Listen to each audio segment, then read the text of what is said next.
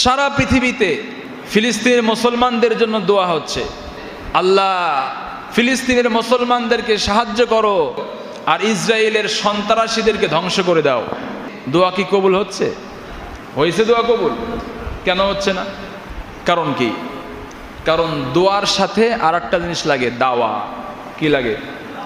দোয়ার সাথে দাওয়া লাগে, দোয়ার সাথে মেডিসিন লাগে। আপনি অসুস্থ, হাসপাতালে ভর্তি হয়েছেন, ডাক্তার পরীক্ষা নিরীক্ষা করে সব কিছু বের করেছে, আপনার কি সমস্যা, রোগ ধরেছে, রোগের ওষুধ লিখে দিয়েছে, আর আপনি সারা দেশের যত হুজুর আছে সবার কাছে দোয়া চাইছেন, হুজুর আমার জন্য দোয়া করেন, আমি যেন সুস্থ হয়ে যাই।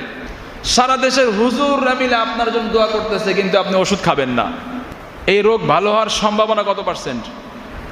1% আছে। কারণ রোগ ধরা পড়ছে, এখন মেডিসিন না খাইলে রোগ ভালো হবে না, এটাই সিস্টেম। আল্লাহ ওষুধ ছাড়াও ভালো করতে পারে, কিন্তু আল্লাহ সিস্টেমটাই এমন যে অসুখ হলে মেডিসিন খাওয়া লাগবে। এই যে পরীক্ষা শুরু হয়েছে গতকাল থেকে, এসএসসি পরীক্ষা, একজন ছাত্র হুজুরের কাছে দোয়া চাইলো, হুজুর দোয়া করেন যেন পরীক্ষায় পাশ করি। একদম বায়তুল মোকাররমের খতিব সাহেবের কাছে দোয়া চাইছে, খতিব সাহেব দোয়া করে দিছে, কিন্তু ওই স্টুডেন্ট পরীক্ষার হলেও যায় নাই, বা পরীক্ষার হলে গেলেও তার খাতায় কিছু লিখলো না। পরীক্ষায় পাশ করার সম্ভাবনা কত পার্সেন্ট? 0%, 1%ও নাই। কারণ কি? দোয়া আছে, কিন্তু দোয়ার সাথে দাওয়া নাই।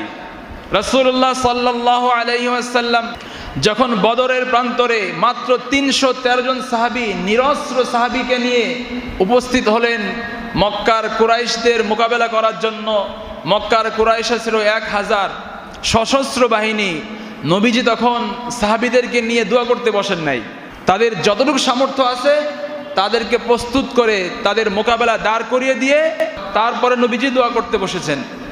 যে নবীর দোয়া করার সাথে সাথেই আল্লাহ তাআলা কবুল করে, সেই নবীও তো কাফেরদের মোকাবেলায় যতটুকু শক্তি সামর্থ্য আছে সেটা নিয়ে না দাঁড়িয়ে শুধুমাত্র আল্লাহর কাছে দোয়া করেন নাই যে হে আল্লাহ আবু জাহেলের এই বাহিনীকে তুমি ধ্বংস করে দাও।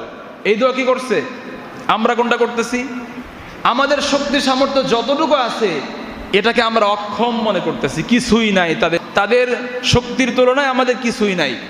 সেই জন্য সারা পৃথিবীতে এত মুসলমান থাকতে, 57টা মুসলিম রাষ্ট্রপ্রধান থাকতে তারা নিন্দা করতেছে, প্রতিবাদ জানাচ্ছে, গালি দিচ্ছে, কিন্তু একজন সৈন্য এ পর্যন্ত ফিলিস্তিনের মুসলমানদের সাহায্যের জন্য পাঠায় নাই। পাঠাইছে? একটা অস্ত্র পাঠাইছে? পাঠায় নাই। তাহলে যতই দোয়া করুক এই মুসলমান জাতি, দোয়া কি কবুল হবে?